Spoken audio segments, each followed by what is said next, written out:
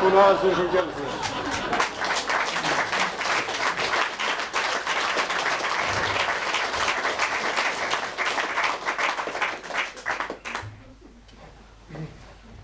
Þá komið þið sæl aftur, ég var nú hér í gær og ég er komin aftur. Ég er alltaf að nýta mig vel hér eftir ég hef byrjað að koma austan. Ég ætla að segja ykkur sögu af konu. Hún heitir Imba. Hún hét fullu nafni Ingibjörg Eiríksdóttir. Hún var fædd á Jökuldalnum og dó á Jökuldalnum.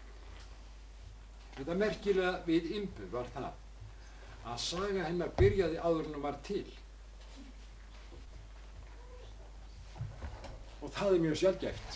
En þannig var að á þeim tíma var pressitur í Hofteigi. Svo stóð á einn dag þar var hreppsnefndin á fundi. Prestur var náttúrulega í hreppsnefnd eins og prestar voru yfirleitt. Og þeir voru þar að ráða ráðum sínum. Prestur hafði smalamann sem Eiríkur hét. Hann var léttfættur, duglegur, sjálfhælinn og menn hefðu gaman á honum svona frekar.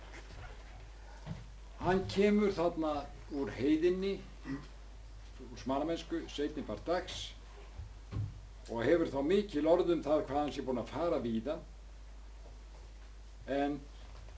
og hlaupa víða og smala mikið og lætur mikið yfir dugnaði sínum en sé þó eiginlega ekkert orðið þreyttur.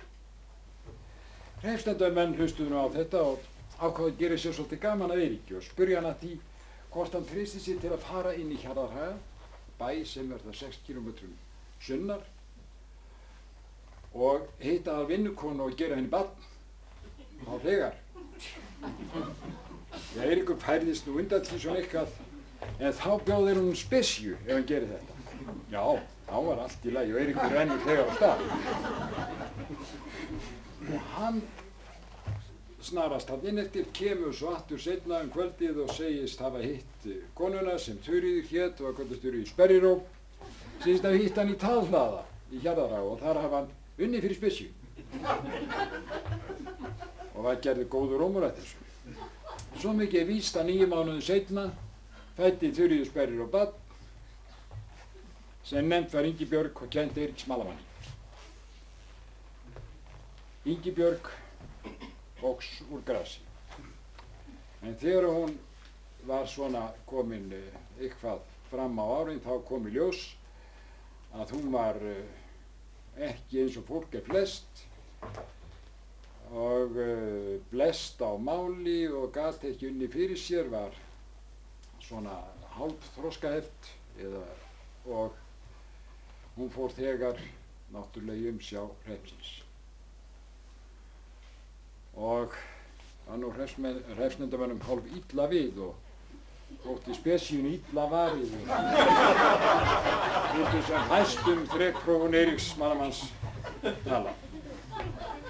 En Ingibjörg sem sagt óx upp á Jökuldalnum. Hún var að mörgu leyti merkilegur persónuleiki. Þegar hún var orðin nokkuð vaxin úr grasi,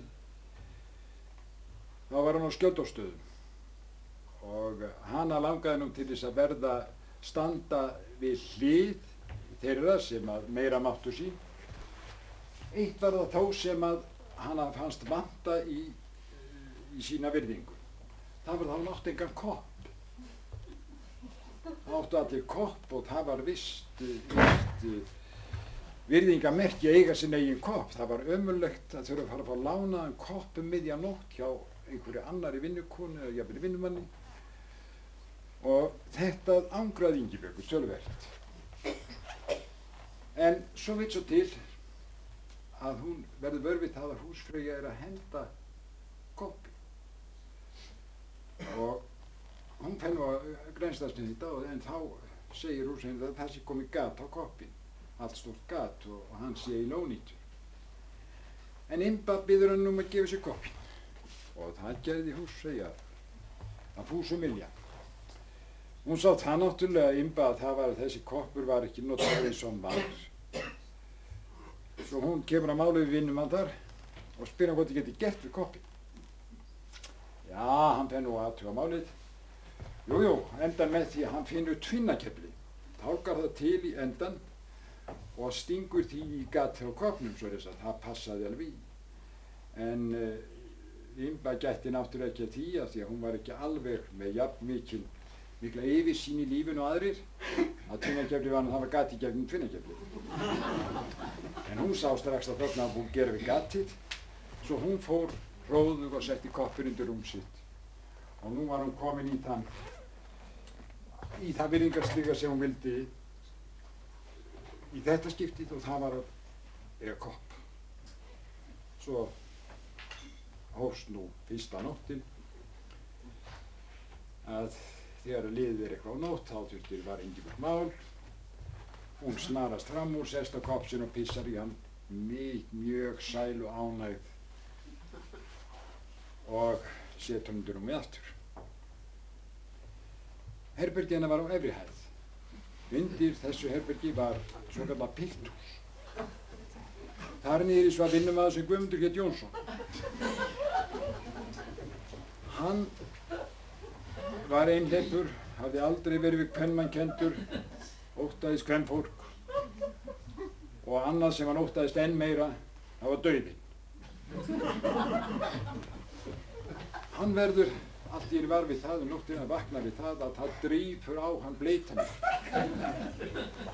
Og hann lætur illa af sér þarna og Valvar og skilur nú ekkert í þessu.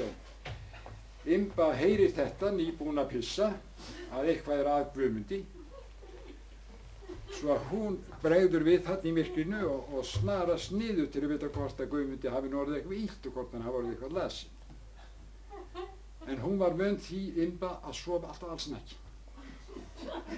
Og í fáti sín yfir því að Guðmundur sé nú eitthvað þjáður og sjúkur, þá fer hún bara eins og hún er á efurklæðum þarna niður í myrkrinu. Og Guðmundur lætur illa af sér þarna, hún kemur þarna rúmstokknum hjá hannu. Hann lætur illa af sér og Bölvar yfir því hann setur blautur og veit ekki hvað er að og segir mér sér að leggja upp í sig og hvað eina. Og þá urðu nú húsráðendur eitthvað varið við einhvern umgang og kom með ljós. Og þá liggur Guðmundur blautur í rúmi sínu og Imba stendur allsnakkin fyrir framan rúmið. Og Guðmundur sem aldrei hefði séð neitt þessu líkt, náttúrulega ennþá meira skelfingur rostin.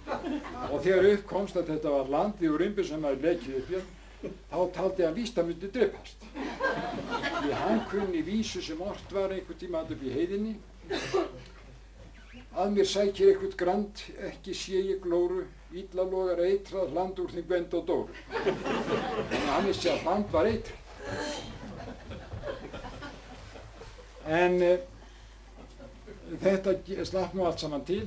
Guðmundur náði sér og dó ekki fyrir löngu seinna. Hans dauða bar þannig að höndum. Nú ég komið með Óla í bæ, það ekki? Að hann var þá á Eiríksstöðum og var orðinn fjörgamall, alltaf jafnhræddur við að deyja.